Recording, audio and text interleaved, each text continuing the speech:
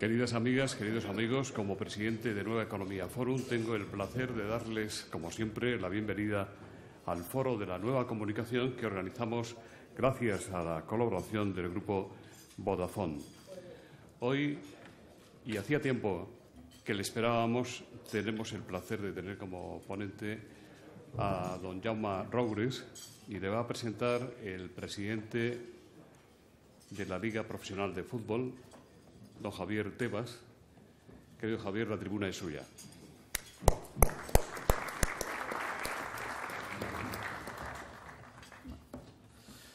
Buenos días a todos, a muchos conocidos, amigos que hay aquí, ¿no? Hombre, presentar a Jaume Roures es presentar a Mediapro, y presentar a Jaume Roures y presentar a Mediapro es presentar a personas y empresas que evidentemente han estado, y como todos he conocido, vinculados al mundo del fútbol profesional, ¿no? Y al mundo de la Liga de Fútbol Profesional, ¿no? Jaume Roures y Mediapro, desde que se constituyeron en el año 1995, han estado siempre ligados al mundo de los derechos audiovisuales en el fútbol profesional. Yo me imagino que después Jaume pues explicará más lo que es Mediapro. No solo es fútbol profesional, sabemos que tiene otros aspectos en el mundo del cine. No me las veo mucho las películas, tengo que decirlas, pero bueno, yo me veo más lo que le corresponde al mundo del derecho audiovisual y al mundo del fútbol profesional, ¿no? Y la historia de Mediapro vinculada al fútbol profesional y la historia de Jaume Roures vinculada al fútbol profesional ha tenido muchísimas etapas, ¿no? Y en relación con la Liga de Fútbol Profesional, incluso en la relación personal con quien les habla, ¿no? Yo tendré que recordar que mis inicios de relaciones con Mediapro y el señor Jaume Roures no fueron de los más cordiales, ¿no? Hemos tenido, se han dicho, muchas guerras audiovisuales en el fútbol por los derechos del fútbol, que ha habido 4 a lo largo de la historia. Una es la del año 1996-97, entre aquella época Antonio Asensio y el Grupo Prisa, y TV3 también, donde en ese momento se encontraba Roures y Tacho Benet. En el año 2003, una guerra que tuvimos los pequeños clubes del fútbol español, donde yo lideraba un grupo llamado el G30, pues contra lo que era Audiovisual Sport, aquella compañía que era de entonces, si no recuerdo mal, estaba Prisa, TV3 y ya estaba Telefónica, o ya se había terminado en aquel tema, donde Jaume Roures asesoraba aquello. Pues tuvimos unos enfrentamientos en una guerra, vamos a llamar siempre guerra entre comillas, de lo más educada, pero guerra audiovisual. En el 2007 hubo otra guerra de Mediapro con Prisa, donde también tuvimos que tener la Liga, y en el 2012, pues en uno de esos periodos de guerras, en el año 2006, antes de la 2007, pues el que les habla acabó denunciando a Mediapro, al Servicio de Defensa de la Competencia de entonces, por abuso de posición dominante en el tema de los derechos audiovisuales. Todo aquello, vamos a decir, como no puede ser de otra forma, entre personas civilizadas y personas características de Roures, de diálogo y de hablar, nos llevó a una serie de acuerdos que creemos que han sido importantes y muy positivos para el desarrollo audiovisual y el desarrollo del fútbol profesional español, ¿no? Como aspectos de destacar que ha contribuido Mediapro, y Jaume Roures, que ha sido la persona que más ha estado en contacto siempre con el fútbol profesional en el desarrollo audiovisual del fútbol profesional, lo primero que destacaría es pues su expansión internacional, ¿no? Desde que estuvieron asesorando a Audiovisual Sport a partir del año 2000 o 1999, Mediapro ha sido la encargada de la explotación y de los derechos audiovisuales del fútbol español a nivel internacional. En aquellos momentos, cuando se empezó, era cero lo que había a nivel internacional de nuestro desarrollo internacional. Eran conocidos nuestros 2 grandes clubes, pero no eran conocidos tantos a nivel audiovisual.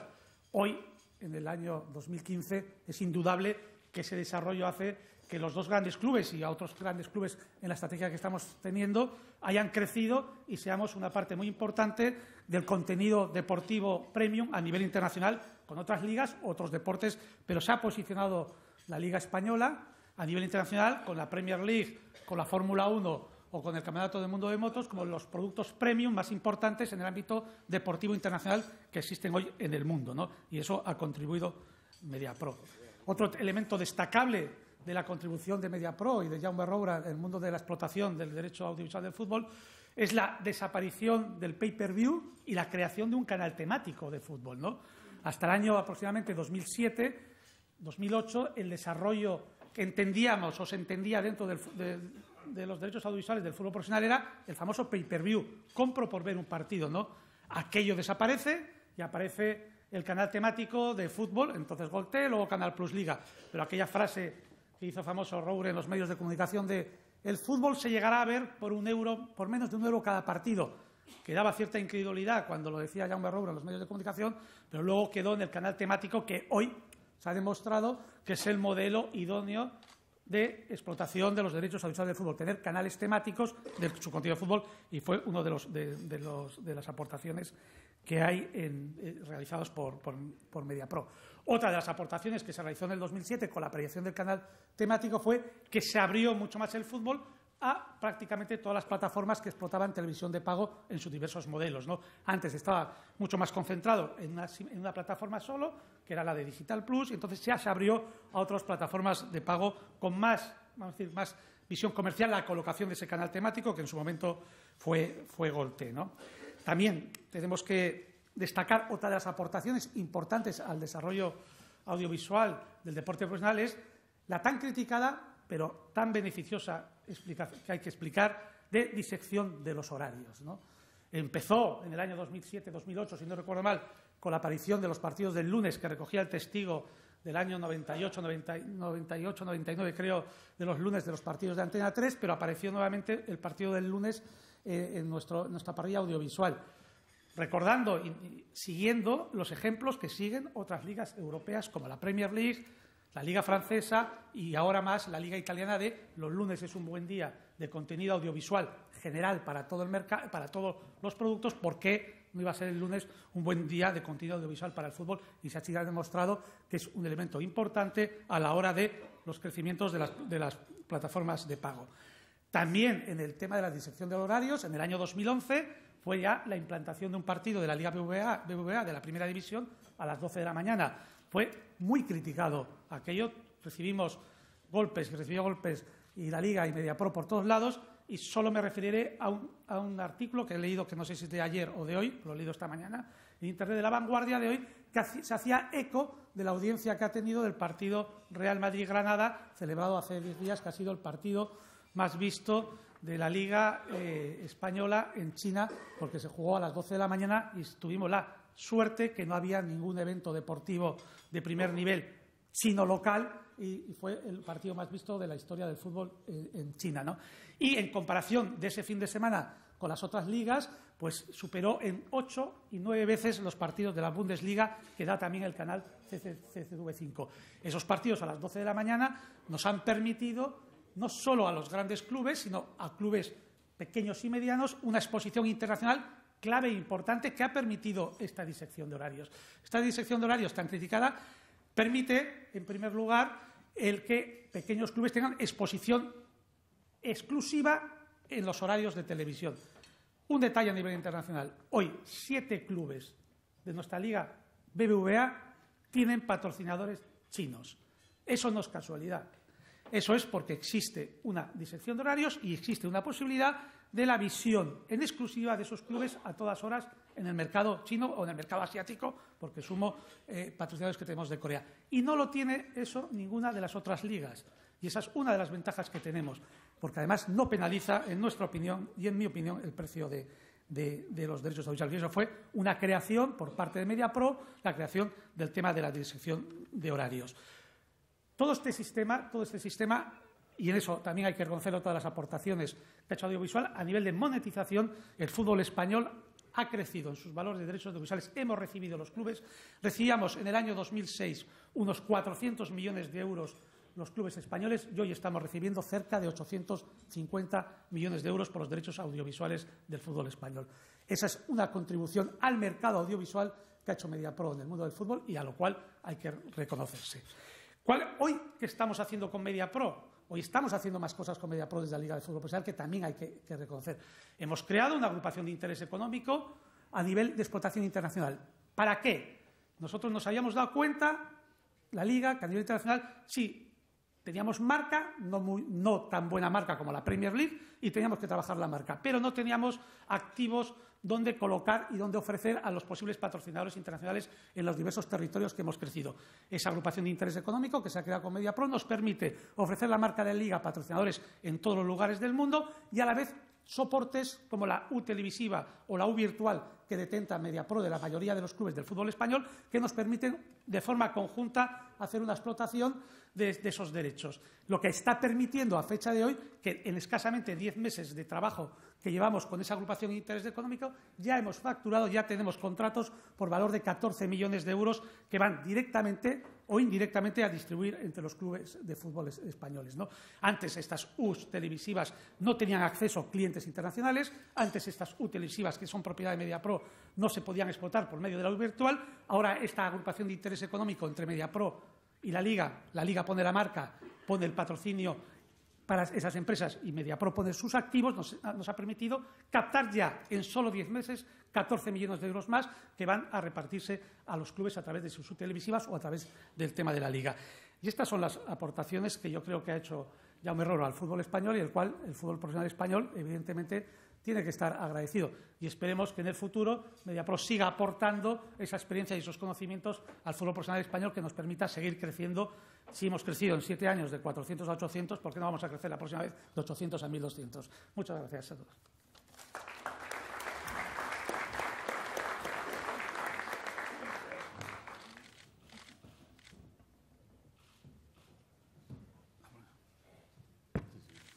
Buenos días, gracias por estar aquí, gracias a Javier por el recorrido de nuestras relaciones personales y profesionales en todos estos años.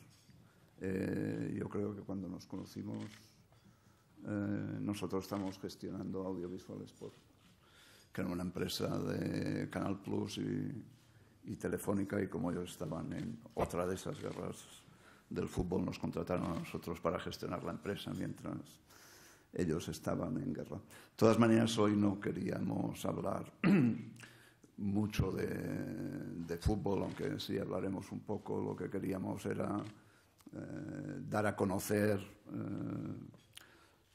todas las otras cosas que hacemos que no es fútbol, que para nosotros son muy importantes, al mismo tiempo que bastante desconocidas, quizá por nuestra culpa, ¿no? Porque tenemos o hemos tenido anteriormente siempre una política de comunicación más discreta o quizá más huraña en muchas ocasiones, ¿no? Entonces, hoy yo quería ir poniendo sobre la mesa cifras de cosas que hacemos, muchas cifras que en general no se conocen, ¿no?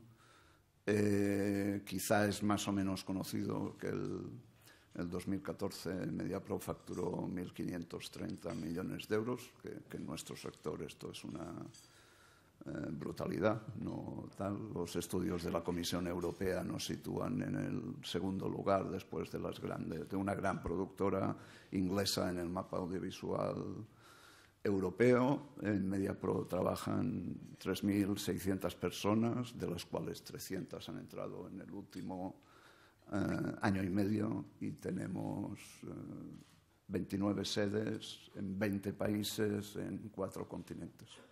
Alguien publicó hace poco que teníamos 150 cuentas corrientes por ahí, y después las contamos y realmente eran 266 en todos estos sitios. Hemos construido durante este tiempo 200.000 metros cuadrados de instalaciones audiovisuales, de los cuales 100.000 están aquí y el resto está en los otros países, y tenemos 46 platos trabajando a pleno rendimiento, que después les diré cuántas horas de programación producimos ahí. No es muy conocido que nosotros estamos distribuyendo en la actualidad por satélite 294 canales de televisión diferentes, que son de Fox, que son de National Geographic, que son de Discovery, en todo el mundo, que distribuimos por streaming 94 canales, que esto lo hacemos a través de 3 telepuertos que tenemos entre España y Estados Unidos. En estos telepuertos hay 64 antenas que dan servicio a 19 satélites en permanencia. Colabora en esa distribución una red de fibra nuestra de 67.000 kilómetros, de los cuales un tercio están en España, otro tercio está en Europa y el otro tercio está entre Estados Unidos y Oriente Medio. En nuestro servicio de fibras, de redes, damos servicio a 40 operadores de telecomunicaciones y la capacidad de estas redes daría para emitir como 75.000 partidos al mismo tiempo en alta definición o almacenar 200.000 películas también al mismo tiempo, ¿no?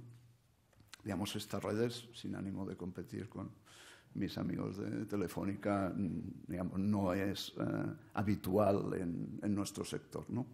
Y para poner un ejemplo, les he hablado de lo que era permanente, para poner un ejemplo de lo que es el trabajo ocasional que realizamos en grandes acontecimientos, o por qué no decirlo, en grandes desgracias, por ejemplo, en el accidente del avión alemán de Germanwings en los Alpes hace unos días. Nosotros el primer día desplegamos a 56 personas allí, con 28 cámaras, con 12 estaciones transportables de satélite, y dimos servicio a 47 televisiones del mundo, quiere decir que estaban las japonesas, que estaba la CNN, que estaban las de Oriente Medio, que estaban lógicamente las europeas. El primer día dimos 150 transmisiones en directo que ocuparon más de 30 horas. Ese es uno de los trabajos habituales que hacemos, no solo cuando hay grandes desgracias, sino también grandes acontecimientos. En el título de hoy hablábamos de internacionalización. Nosotros pasamos una situación, como muchísima gente en este país, durante la crisis. Tuvimos 2 años durillos. Nosotros teníamos unas patas internacionales más o menos razonables que nos dedicamos a fortalecer en esa situación, ¿no? Porque, digamos, las perspectivas, sin ánimo de entrar en el terreno político, las perspectivas de recuperación económica en el audiovisual, pues en España son relativamente, o yo soy relativamente pesimista con respecto a ello, o no muy optimista, ¿no? ¿Qué hicimos? Reforzar lo que teníamos y abrir sitios nuevos. ¿Qué hacemos que es importante y que no es conocido? Pues, por ejemplo, nosotros en Argentina tenemos unas instalaciones de 10.000 metros cuadrados donde empaquetamos todos los canales que produce, que hace ESPN de deportes para su distribución en América Latina a 39 millones de abonados, porque ESPN es de las plataformas más importantes que se producen allí. Esto quiere decir que hacemos 7.500 horas de producción desde este centro, donde trabajan 300 personas. Tenemos 300 personas que trabajan también en Miami, en unas instalaciones que ahora acabamos de doblar su capacidad. En Estados Unidos puedes hacer una cosa que aquí seguramente sería difícil, que es comprarle al municipio una comisaría de policía, demolirla y construir allí unas instalaciones audiovisuales al lado de las que ya tienes. En esos 15.000 metros cuadrados que tenemos allí, que como decía trabajan 300 personas, damos servicio permanente a Beansport, a ESPN, a DirecTV, y somos pioneros en la producción de contenidos para la televisión hispana, que como todos sabéis es muy importante ahora en Estados Unidos, y además producimos allí 6 canales de tipología muy diferente. Hay desde un canal de telenovelas a Hola Televisión, o a canales que allí se llaman étnicos, que corresponden pues a canal centroamericano o a canal dominicano, que tienen 3 millones de abonados en los cables americanos. En Brasil nosotros, además de participar en la producción del Mundial, de haber desarrollado el Museo de la Confederación Brasileña de Fútbol, donde se pueden ver las 5 copas que ganaron, distribuimos para Globo Televisión el fútbol brasileño en el mundo para las próximas 3 o 4 temporadas. Y la otra gran cosa que hicimos, que no era fútbol en Brasil, era la visita del Papa antes del Mundial. Nosotros, una de nuestras especialidades es cubrir las jornadas mundiales de la juventud. Lo hemos hecho en Brasil, lo hemos hecho en Río, lo vamos a hacer en Polonia, y son encargos expresos que nos hacen a nosotros, y en Colombia somos la principal productora de series colombianas, algunas muy conocidas, como una que se llama La chica vampiro, pero eso es para adolescentes, que no es exactamente el público que tenemos aquí. Es más conocido que hacemos algunas grandes producciones internacionales. Lo que quería subrayar allí es que no todas son deportivas, aunque principalmente lo son, ¿no? Pero seguramente no será conocido que nosotros participamos de manera importante en la boda de Felipe, en la transmisión en directo de la boda de Felipe y Leticia desde hace ya unos años, de la misma manera que participamos en las retransmisiones de las visitas del Papa y de la Jornada Mundial de la Juventud. Este trimestre nosotros hemos estado haciendo al mismo tiempo la Copa de África de fútbol en Guinea, que además, digamos, los que seguís ese mundo, pues todo se tuvo que improvisar, porque la Copa de África se iba a hacer en Marruecos, y con los problemas del ébola la trasladaron a Guinea, que es un país más complicado desde el punto de vista no solo operativo, sino también desde el punto de vista de la salud. 6 de nuestros compañeros cogieron la malaria ahí, pero por suerte tal. Cuando acabó la Copa de África, que estábamos haciendo al mismo tiempo que el Mundial de balonmano en Qatar, pues nos fuimos a Níger, que está al lado, a producir la Copa de África Sub-17, que la compaginamos mientras se jugaba en Australia la Copa de fútbol, que ganó la selección australiana, y que nos sirvió para poner un pie en el próximo Mundial Sub-20 de la FIFA, que se juega en Nueva Zelanda el mes que viene, y que también vamos a producir nosotros, ¿no? Digamos, la final de Lisboa entre el Madrid y el Real Madrid fue también una producción nuestra, más allá de un gran partido de fútbol. Yo creo que televisivamente dimos el nivel y se vio, digamos, se pudo ver una gran retransmisión, ¿no?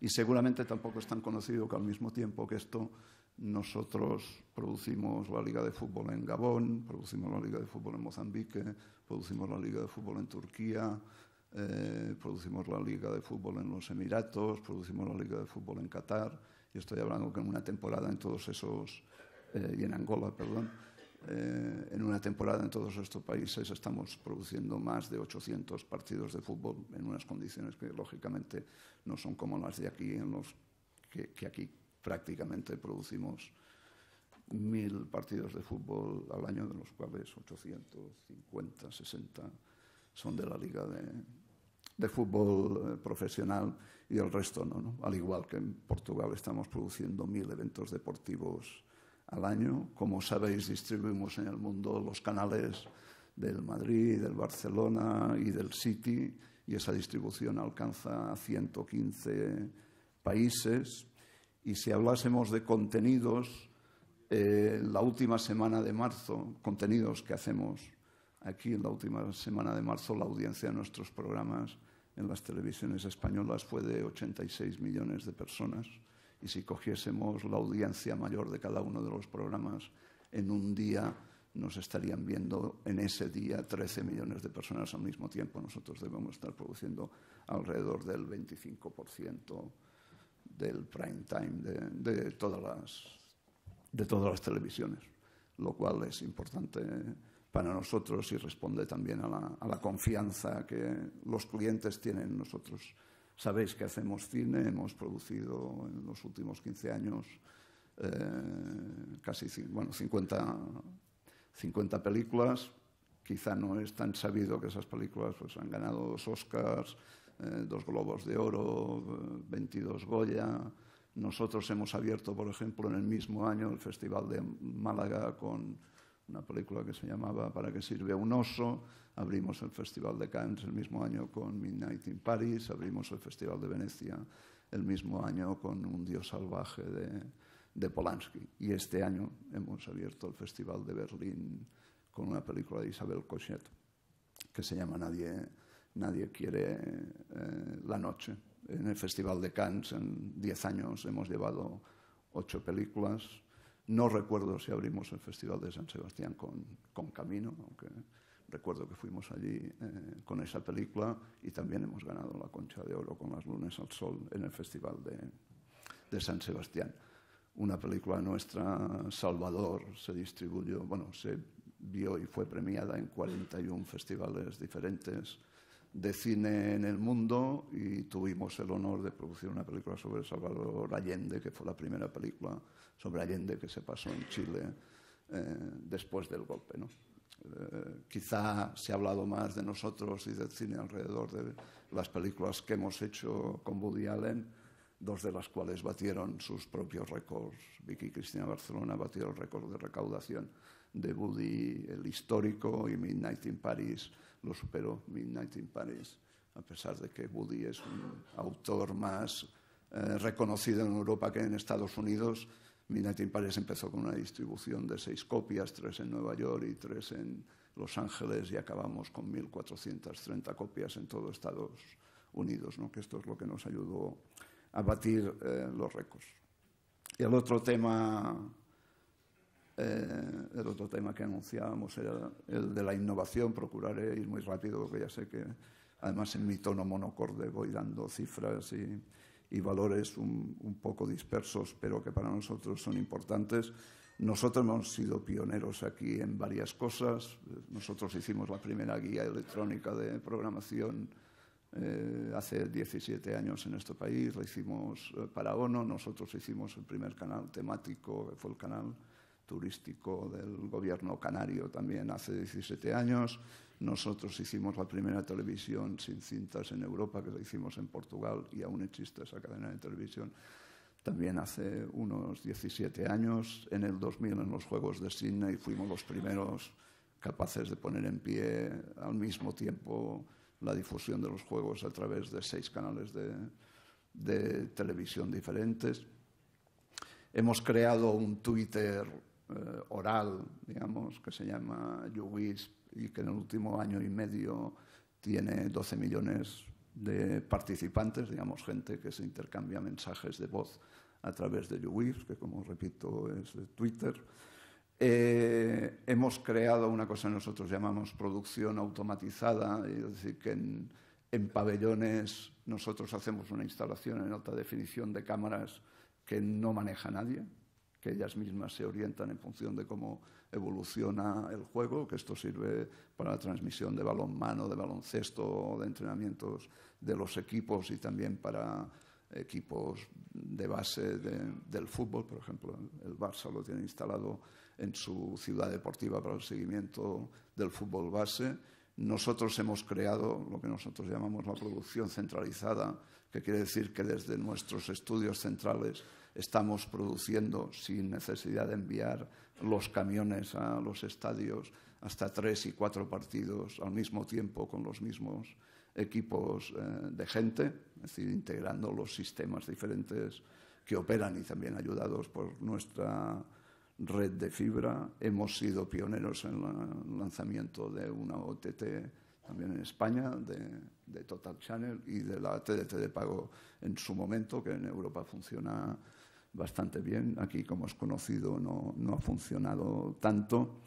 Y tenemos una división de museos que ha hecho museos en 8 países, donde hemos innovado en interactividad entre, digamos, la persona que va al museo y lo que le responden las paredes o los trofeos, de muy alta calidad.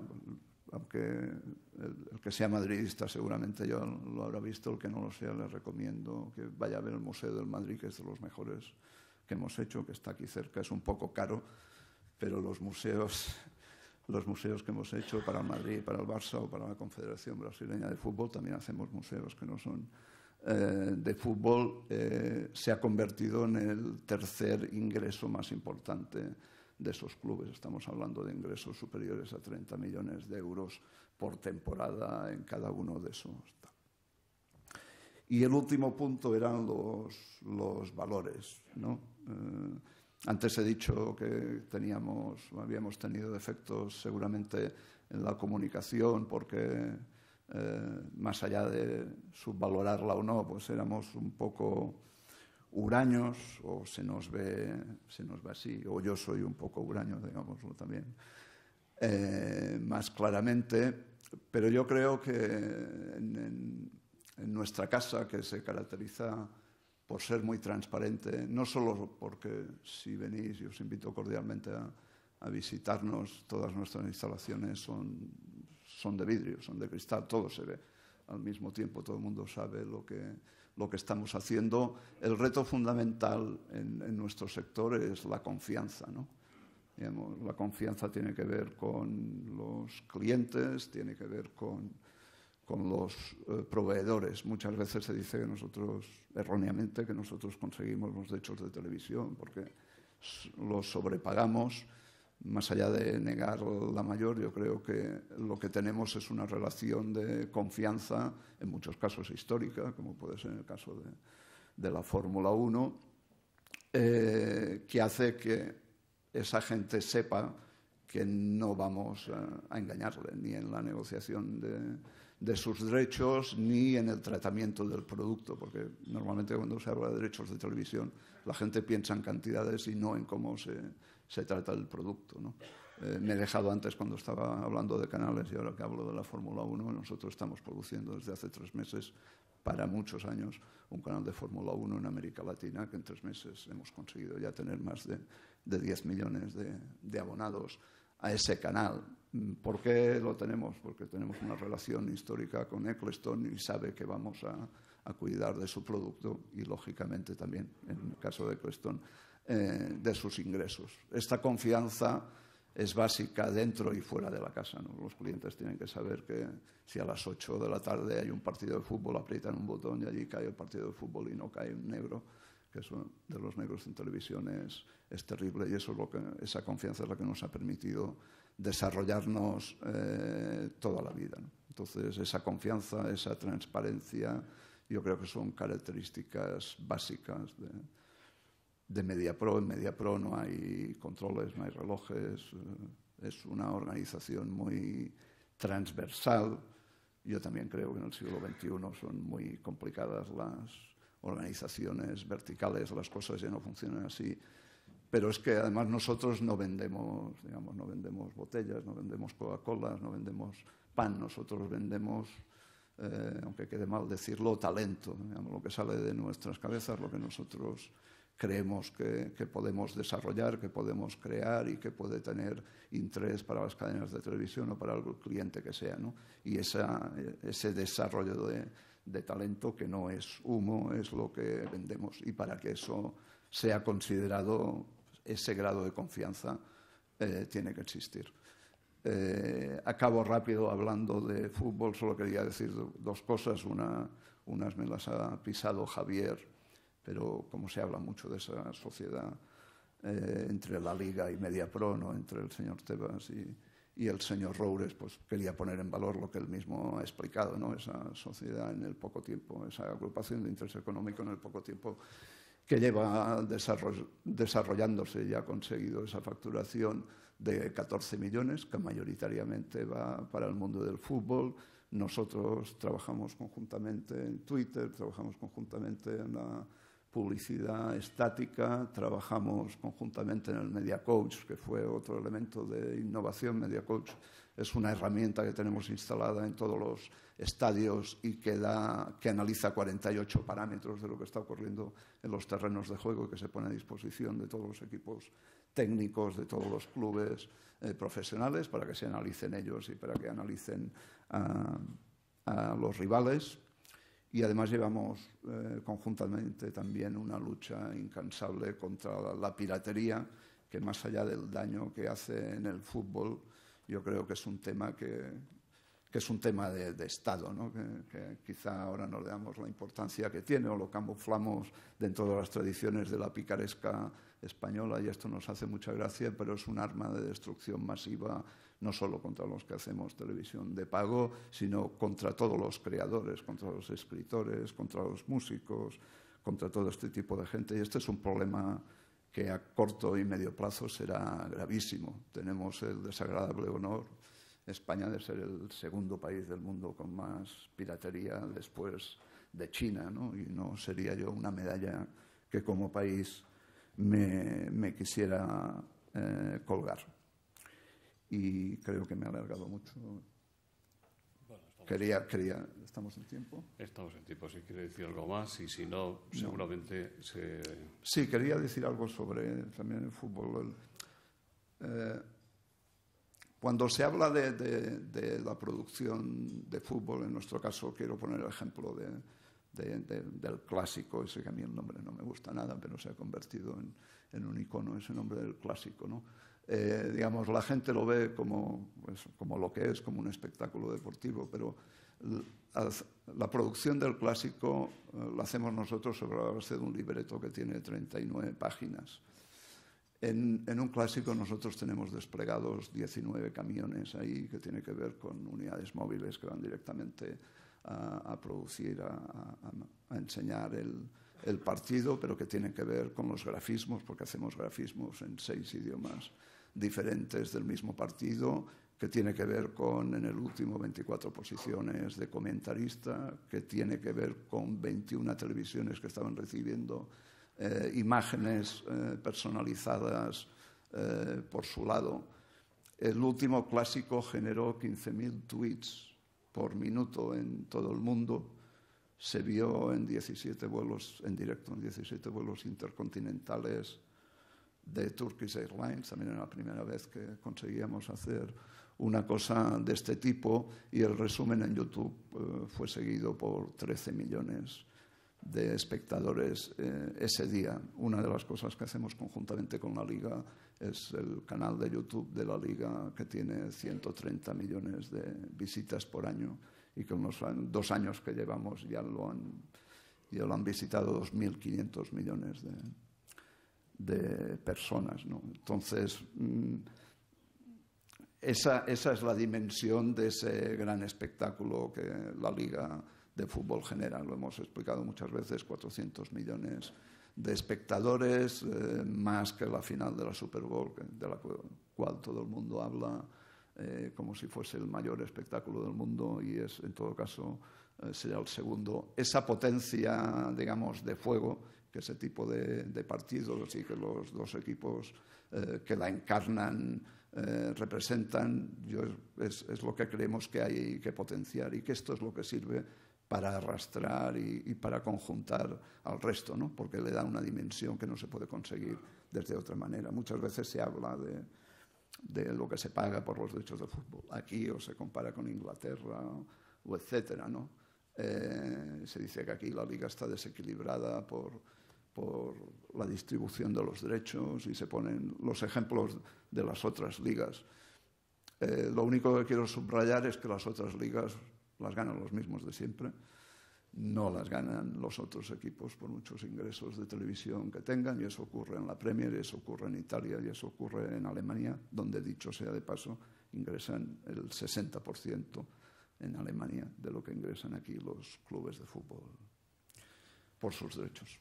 Pues empezamos con las preguntas, si te parece. Como hemos dicho, somos transparentes, contestamos a todo lo que se nos pregunta.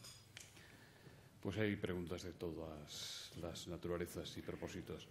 Luisa Palomero dice: ¿cómo juzga la política audiovisual del gobierno de Mariano Rajoy? ¿Quién cree usted que ganará la lucha, entre comillas, por la concesión de las nuevas licencias de televisión? ¿El ministro Soria, que quiere que sea por subasta al mejor postor, o la vicepresidenta Sáez de Santamaría, que quiere dárselas a los más adeptos o amigos, según se dice? Eladio Gutiérrez Montes dice: ¿qué espera de la anunciada convocatoria de nuevos canales de TDT?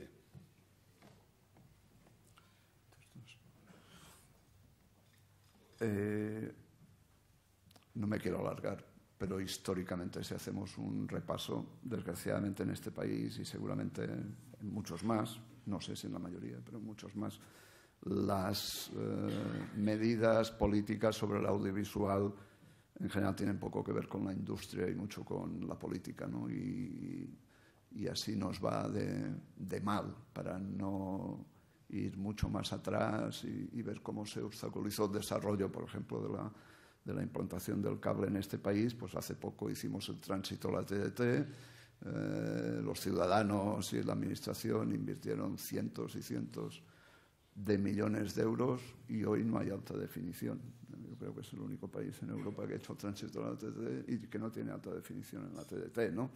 No sé si porque se quiere llevar la alta definición a la televisión de pago, que no creo que fuese el origen, pero en todo caso es la consecuencia. Tenemos un mapa audiovisual que se ha desgarrado al aplicar aquella sentencia del Supremo, que seguramente se hubiese podido resolver de otra manera, porque en todo caso los operadores no eran los responsables de aquella situación, pero sí que han sido los grandes perjudicados. No sé si en el concurso de los nuevos canales lo que se quiere es compensar aquello. Seguramente, no sé lo que dice Soria, no sé lo que dice la señora Sáez de Santa María. De lo que estoy convencido es que seguramente se van a primar los intereses políticos y no los del sector en la adjudicación de canales. Nosotros vamos a estudiar lógicamente las bases de ese concurso y si es oportuno. ¿Cree que habrá concurso? Bueno, tiene que haber concurso, ¿no? Porque se supone que nos quitaron 8 canales o 9 canales porque no hubo un concurso. Entonces se supone que ahora... ¿Se van a presentar ustedes? Vamos a analizar, como decía, las bases de esto y en función de si vemos posibilidades nos podemos presentar. ¿Sí? ¿Cómo ha afectado el cambio de frecuencia a su canal Gol TV? Le pregunta también Eladio Gutiérrez. Pues menos de lo que pensábamos, la verdad. Solo hemos tenido al final 500 incidencias, ¿no? Si no me equivoco, Ignacio. Pensábamos que tendría consecuencias más graves, pero bueno, hay que ver el desarrollo. Pero digamos, el primer fin de semana solo tuvimos 500 incidencias en la distribución, pero también se ha hecho como todo aquí tarde, mal y sin tomar todas las medidas, ¿no? Luis Delgado le pregunta cuál es su postura sobre la compra de Canal Plus por Telefónica para constituir una gran plataforma de contenidos televisivos en español que puede proyectar su expansión a América Latina. También le preguntan si no cree usted que esta concentración podría ser excesiva y que las autoridades españolas de competencia deberían establecer líneas rojas. ¿Qué condiciones deberían imponérseles, en su opinión, como operador en el sector? Bueno, una cosa es contestar todo y lo otro es que te vayan poniendo minas por el camino, ¿no? Yo creo que hay dos aspectos que hay que diferenciar, ¿no? Digamos, en este país, por razones histórico-políticas, el desarrollo de la televisión de pago ha sido una desgracia, llamémosle claramente así, porque no llegamos ni a la mitad del desarrollo que el resto de países europeos a los que nos podemos homologar en este terreno y, lógicamente, los operadores, la administración, era nuestro intento con la TDT de pago, de hacer un producto de pago asequible, barato, etcétera, etcétera. Tienen que tomar medidas para que eso se desarrolle, es decir, que la televisión de pago en España tenga el peso que debe tener, ¿no? Y no estar handicapada como lo está ahora.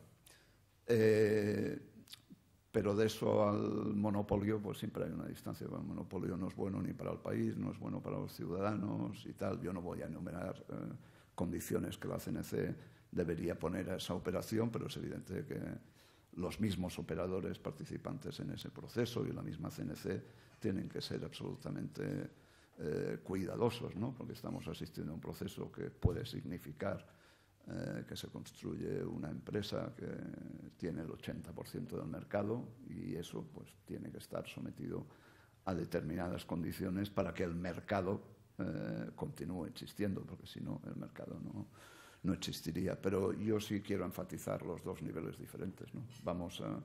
Vamos a ver cómo impulsamos entre todos la televisión de pago, porque es un elemento además de dinamización económica, de dinamización tecnológica, etcétera, etcétera, y tiene que ver con el tema de la piratería y lo que representa incluso culturalmente, como decía antes, y vamos a hacerlo de la manera más ordenada posible, ¿no? Que al final del proceso el consumidor, detentores de derechos como el mundo del fútbol y los otros operadores puedan convivir en un marco razonable, ¿no? Cristina Martín, de Hispanidad, le pregunta qué le parece que Al Jazeera pueda entrar en Digital Plus para facilitar que Telefónica tenga el visto bueno de la CNMC. Teme que conforme una alianza estratégica entre Qatar y Telefónica. Espera que el decreto sobre... Bueno, esta es otra, luego se la pregunto, para que las píldoras, como usted dice, o minas, estén bien repartidas por el territorio. Por cierto, está con nosotros don Luis Blasco, responsable de Telefónica Contenidos. Si usted quiere intervenir para precisar, contestar, replicar, darle la razón al señor Rouras, yo no tengo ningún inconveniente y seguramente que los que nos acompañan tampoco. No, con Luis tenemos reuniones y contactos periódicos desde hace muchísimos años y más en, ya se les nota, y más en los últimos tiempos. Sobre el tema de Qatar, lo primero que me sale es decir que no hay que creer lo que dicen los confidenciales, aunque creo que la pregunta me la ha hecho alguien de un confidencial. Nosotros el 1 de agosto vamos a lanzar un canal aquí en España que se llama beIN Sports con nuestros amigos de Al Jazeera, que son unos de nuestros principales clientes. Es un canal que esperamos distribuir, como es nuestra orientación, en todas las plataformas. Es un canal donde estará Champions, la Europa League y otras competiciones de fútbol internacional. Para clarificar las cosas, que no tiene que ver, a mí, si, digamos, Qatar, la Autoridad de Inversión de Qatar, creo que se llama en castellano, decide entrar en Telefónica donde sea, ni nada que ver, ni nada que objetar, lógicamente. Pero nosotros estamos en Qatar y en el Golfo desde hace 16 años. Quiero decir, no, esto no es un rollo de amiguismo nacido al calor de cualquier favor político que no ha existido nunca, sino que estamos allí desde hace 16 años, lo cual quiere decir que fuimos de los primeros que participamos en la construcción de Al Jazeera, pero desde el punto de vista técnico, es decir, que construimos sus emisores, que construimos sus instalaciones y que colaboramos en ellos. Lo mismo hicimos con sus cadenas en Francia, con sus cadenas en Estados Unidos, con sus cadenas en Turquía, etcétera. Es decir, que son unos de nuestros principales clientes, uno de nuestros principales asociados, aunque no son socios ni están en MediaPro, pero vamos a estar colaborando en todo terreno de los derechos aquí y fuera de aquí, porque lo hemos estado haciendo en los últimos años. Les ha ido bien a ellos y nos ha ido bien a nosotros. Jacinto Suárez le pregunta: el espacio de Podemos, La Tuerca, se graba en las instalaciones del Diario Público y se difunde por su canal de Internet. ¿No han alimentado ustedes a un proyecto político que les puede marcar en exceso? Carlos del Riego dice: Pablo Iglesias no ha regateado halagos hacia usted en público y usted, que ha anunciado que seguramente votará a esa formación, ha encargado al director Fernando León de Aranoa la realización de un documental sobre Podemos. ¿Qué formato? ¿Qué explotación comercial? ¿Cuál será el título? ¿Es usted un mecenas del partido maldito para muchos? ¿Cree usted que Podemos será capaz de mantener las expectativas? Bueno, más minas. No, sí, pero aquí estamos mezclando dos cosas. MediaPro no apoya a nadie ni tal, ¿no? Y Público ni fue, ni ha sido, ni será de MediaPro. Público fue una iniciativa del señor Benet y del señor Roures, sometida pues a la crisis y a los avatares que todo el mundo más o menos conoce, y Público continúa vivo con 9 millones de usuarios únicos al mes, digamos eso, porque el señor Benet y el señor Roures y la gente que trabaja ahí están ahí picando esa piedra, pero eso no tiene, ni ha tenido ni tiene nada que ver con MediaPro, y lógicamente no tiene nada que ver con los supuestos favores políticos y tal que de esto, que se han aireado erróneamente durante mucho tiempo en las etiquetas que se nos han colgado. Yo como persona, y cualquiera de ustedes pues puede tener las ideas políticas que quiera, erróneas o no. Yo, una de las cosas de las que me precio en mi relación con Javier Tebas es que estamos digamos, políticamente en dos polos opuestos desde toda la vida, siempre lo sabemos, siempre hemos discutido y siempre nos hemos puesto de acuerdo, no en la política, pero sí en el trabajo, lo cual es importante.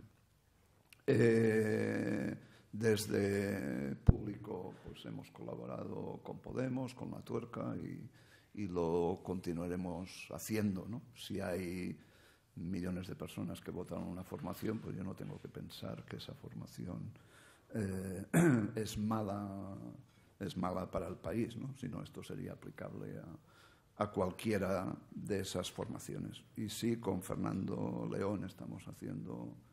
Bueno, con Fernando León debemos haber hecho... Yo he hecho todas las películas con él desde el año 2000, ¿no? Empezamos con La espalda del mundo. No, empezamos con La espalda del mundo en el 2000, que él hizo el apartado de una película sobre los derechos humanos. Él hizo el apartado de la pena de muerte en Estados Unidos, es el pasillo de la muerte que se conoce. Y desde entonces habremos hecho 5, 6 o 7 películas.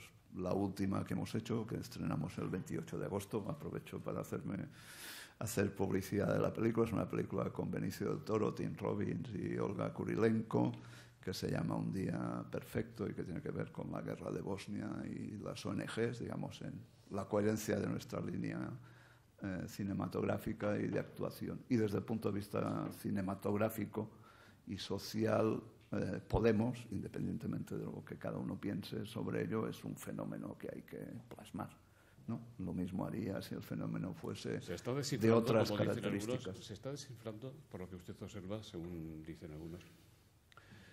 No, yo creo que hay una... Ahora estoy hablando yo, no está hablando Mediapro. Yo creo que lo que hay es una campaña contra ellos, una campaña para favorecer... Ahora en Madrid habéis descubierto a Ciutadans, pero nosotros los conocemos desde hace muchos años, ¿no? Entonces, digamos, hay los partidos aupados por los medios, pues como se ve en el caso de UPyD, pues se deshinchan si no responden realmente a nada o a nadie.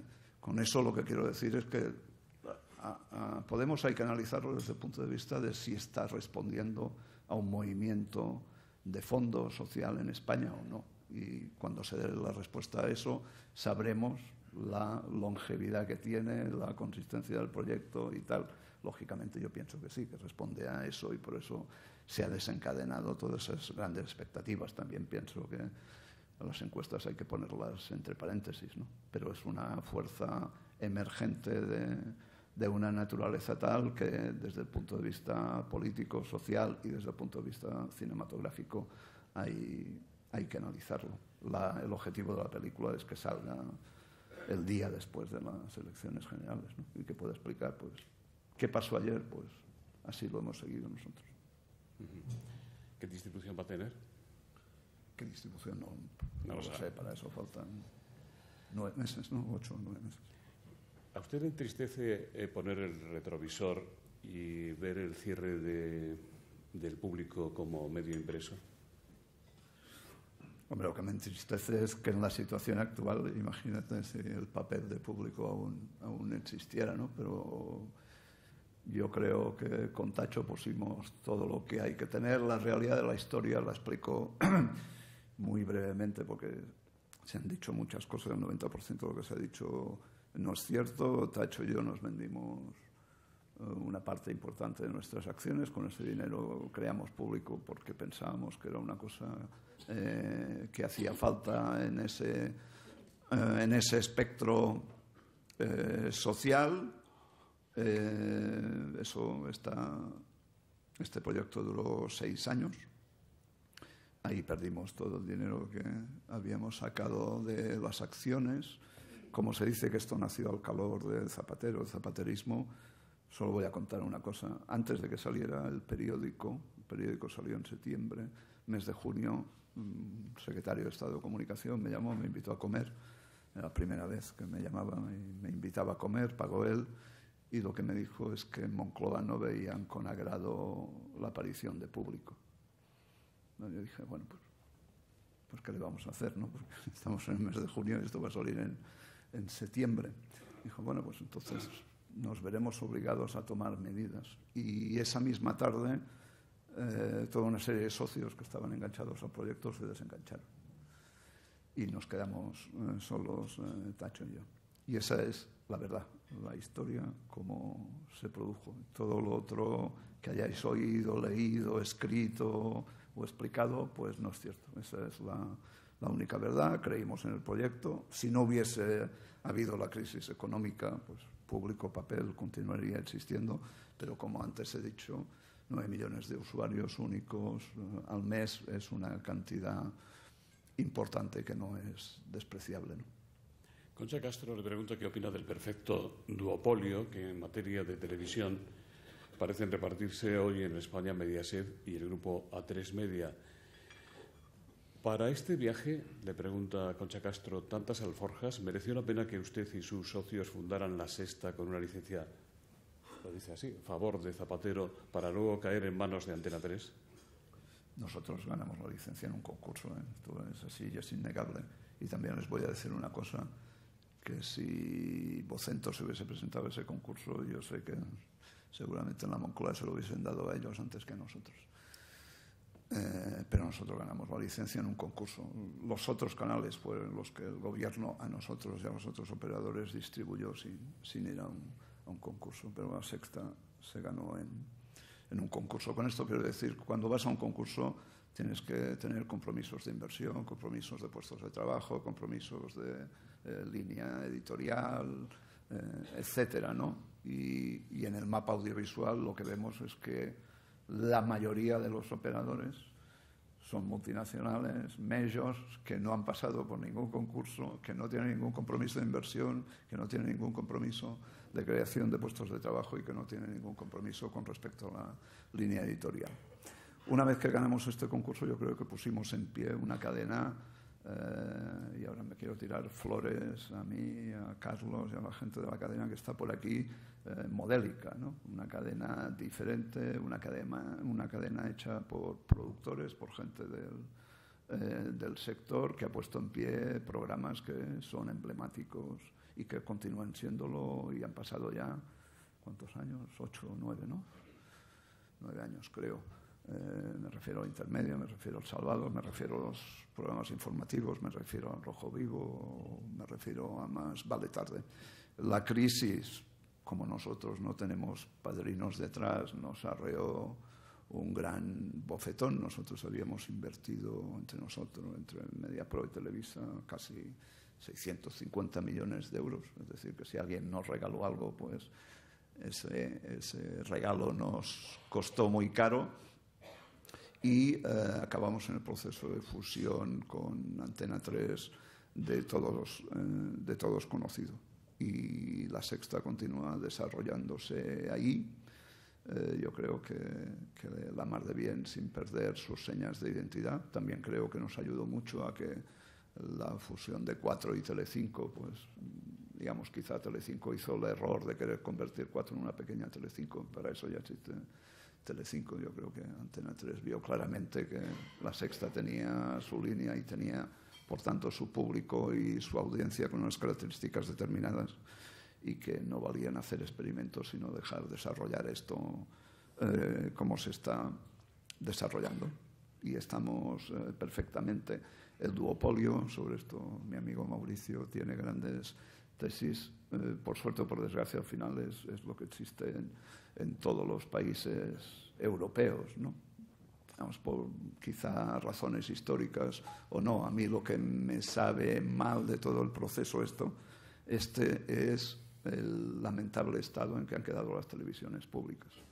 Porque yo personalmente no solo me he criado en la televisión pública, sino que creo en ella como un elemento necesario de cohesión social, de defensa del pluralismo, etcétera, etcétera. Y lamentablemente esto está en un estado del que yo dudo que se pueda volver a levantar, ¿no? Que se van a quedar ahí las autonómicas y Televisión Española, pues en esa franja en la que no, digamos, en la que no eres nadie, porque tienes un 10% de audiencia. Con un 10% de audiencia no estás marcando tendencia, ni juegas el papel que la televisión pública tiene que jugar, que es, pues eso, tener la mayor audiencia posible, porque si no, no está cumpliendo su primera obligación como televisión pública. Pero esto creo que es un proceso, por desgracia, bastante irreversible. Señor Carlotti, ¿quiere decir usted algo por alusiones o por simplemente por el apetece? Alusiones fraternales con Mauricio.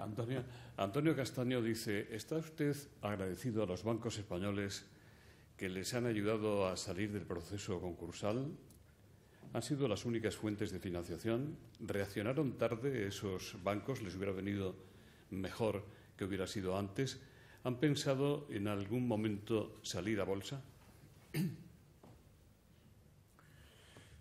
Bueno, yo lo que estoy agradecido es a toda la gente de Mediapro que se deja los cuernos 24 horas al día en todo el mundo para que continuemos jugando el papel que jugamos. Después, fuentes de financiación. Nosotros tenemos nuestro trabajo, nuestra facturación. No recuerdo si he dicho que aparte de facturar 1.530 millones, tenemos EBITDAs de alrededor de 100, que antes no teníamos, pero que en los 2-3 últimos años hemos podido recuperar después de superar la crisis. Y a nosotros no nos sacó del concurso ninguna financiación bancaria. Nosotros financiamos después del concurso. Además, cuando estás en concurso estás muerto. Bancariamente no existes.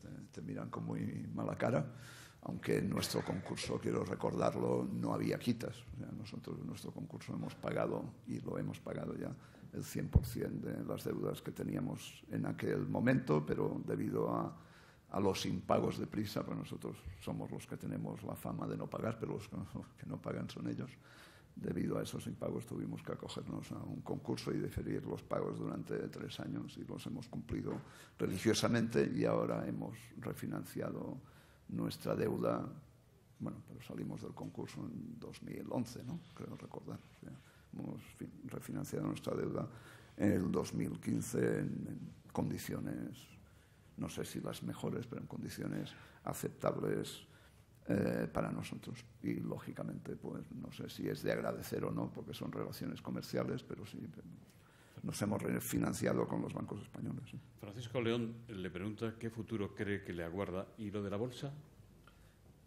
Nosotros tenemos un proyecto de salir a bolsa a corto plazo si las condiciones del mercado son aceptables. Lo hemos explicado varias veces, un compromiso con nuestros accionistas, y creemos que además es una manera de continuar creciendo. Pero el mercado tiene que, digamos, que estar a la medida de esa salida. Si no, digamos, no estamos obligados. Si es oportuno para nuestro desarrollo, lo haremos, pero es una perspectiva que tenemos a corto plazo. Sí. Francisco León le pregunta qué futuro cree que le aguarda al Grupo Prisa, y Javier Carro le pregunta si cree usted que El País y Prisa han dado un giro y son ahora uno de los principales apoyos de Rajoy y del Partido Popular. También aquí separaremos las dos cosas, ¿no? Mediapro y un servidor. Yo creo que se sabe, lo habremos explicado alguna vez. Nosotros hemos estado en negociaciones de fusión una vez, no sé si en serio, pero durante algún tiempo, y debe ser un par de años, volvimos a hablar de ello. Yo creo que eso hubiese sido la mejor solución para ellos, también para nosotros, pero también para el audiovisual de este país. Y creo que no se llevó a cabo no por razones empresariales, sino por razones que no tienen que ver con la empresa, y sí con las personas o con los personajes, ¿no? Antes me he referido de pasada pues a lo que publicó El País en diciembre sobre nuestras cuentas y nuestros o mis supuestas cuentas en paraísos fiscales. Como sabéis, ahí hemos hecho toda una serie de acciones de derecho a rectificación, de querella criminal, de reclamar a la Federación de Periodistas que, por favor, nos digan si eso es ético o no. En uno de esos juicios de rectificación, Prisa apareció con el documento teórico al que se referían en esa información, ¿no? Porque, si recordáis, esa información decía que tenían documentos que demostraban eso. Esos documentos, que no tenían ninguna referencia, se empezaban diciendo mi nombre y mis alias, que había 3 alias. Uno era Jaume Roures, el otro era Jaume Roures Llop y el otro era Jaume Roures. Esos eran mis 3 alias. Decían que era un productor de cine que había hecho 8 películas.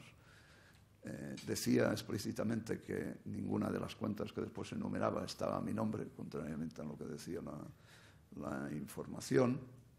Y después, no sé, decía MediaPro estaba pues en Canadá, que no estamos, en Nueva Zelanda, que no estamos, en Luxemburgo, que no estamos, etc. Digamos, el 30% de los países donde decían que estaba, no estábamos. Con eso quiero decir que todo era un invento de una cosa que se ha permitido mucho en este país, que es intimidar a la gente con las portadas del país, ¿no? Nosotros que hemos pasado 7 años y medio en esa guerra del fútbol hasta que el Supremo tuvo a bien, después de 7 años y medio, de darnos la razón en ese conflicto, hemos sufrido ampliamente eso, y lo hemos sufrido nosotros, y lo dijimos en la rueda de prensa, lo han sufrido bastante nuestras familias, que esto después nadie lo tiene en cuenta, ¿no? En esa rueda de prensa íbamos pasando por detrás las portadas del país de los últimos tiempos, y había una preciosa que decía imputados por estafa, y salía la foto de Tacho, la mía, la de Dani Margalef, que está ahí, que entonces estaba en TV3, y de alguna... y Javier Tebas y tal. Lógicamente no fuimos imputados ni juzgados siquiera por estafa ni por nada, ¿no? Pero esa impunidad que ha habido en este país, y que en algunos sectores aún pervive del miedo a las portadas del país, no es sano ni periodística ni socialmente. Y yo creo que esto forma parte de la decadencia de Prisa, porque los negocios se tienen que hacer trabajando y no amenazando, ¿no? Y ahora, como persona, es que yo creo que el problema del país ya es no a quién apoya, que yo creo que cambia cada día, sino que como periódico, o sea, como producto periodístico, pues da bastante pena hoy, ¿eh? Ya no es, digamos, lo que diga, es que el país que todos hemos conocido, respetado, leído, y que continuamos en algunos casos leyendo, aunque cada día menos, pero yo sí que me lo leo cada día como producto periodístico, pues ahora deja mucho que desear. No es el gran periódico que ha sido durante años y años, y digamos, y que, por decirlo de alguna manera, respondía a un grupo de comunicación que era un orgullo del país, me refiero a España, en el mundo, ¿no? Esto ya ni existe, ni desgraciadamente volverá a existir. La última pregunta, que la he traspapelado pero que la recuerdo. ¿Piensa usted que Cataluña va a ser un día independiente? Le pregunta José Antonio Argüelles, llega en la encontré. Yo lo que creo es que Cataluña tiene que ser lo que los catalanes quieren que sea. Entonces, son ellos los que tienen que decidir. Esto no lo digo ahora que hay efervescencia, digamos, sobre el referéndum. Ya lo decía cuando esto comportaba males mayores, que no solo que hablen mal de ti en la prensa. Me estoy refiriendo a hace 30, 40 años como mínimo. Y entonces, pues si los catalanes tienen los instrumentos para definir su futuro, pues eso, Cataluña será lo que quiera. Yo soy de los que piensa que también estaría muy bien un referéndum en España sobre ese tema. Digamos que a veces se dice es un tema de todos los españoles, pues perfecto, hagamos un referéndum y veamos qué sabe de ese referéndum. Sería muy interesante de conocerlo. También estoy convencido que todos los que tienen los medios para organizarlo y dicen eso nunca lo van a hacer. Por razones políticas obvias, pero me encantaría que hubiese un referéndum sobre este tema. ¿Qué efecto van a tener las llamadas elecciones plebiscitarias del próximo mes de septiembre en el panorama político, en el sistema partidista, etc.? Continúo contestando personalmente. Yo no estaría tan convencido que estas elecciones del 27 de septiembre se vayan a hacer.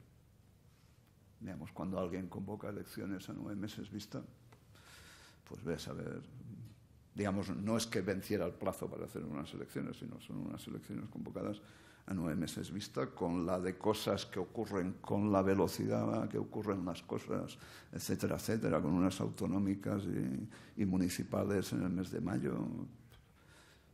Puede haber tantos cambios que yo pondría entre paréntesis Eso te lo puedo contestar el 1 de septiembre, si se van a hacer o no, pero yo ahora lo pondría entre paréntesis, que se hagan esas elecciones. Ha sido un placer tenerle de nuevo. José Romero, director de comunicación de Vodafone, que hace posible este foro, va a despedir el acto. Bueno, muchas gracias, José Luis, y enhorabuena a Javier Tebas y a Jaume Roures por su intervención. Solo señalar que yo creo que es una satisfacción para todos toda la actividad internacional que hace el Grupo Mediapro, basado en la innovación, y que es una buena noticia para el sector audiovisual en España.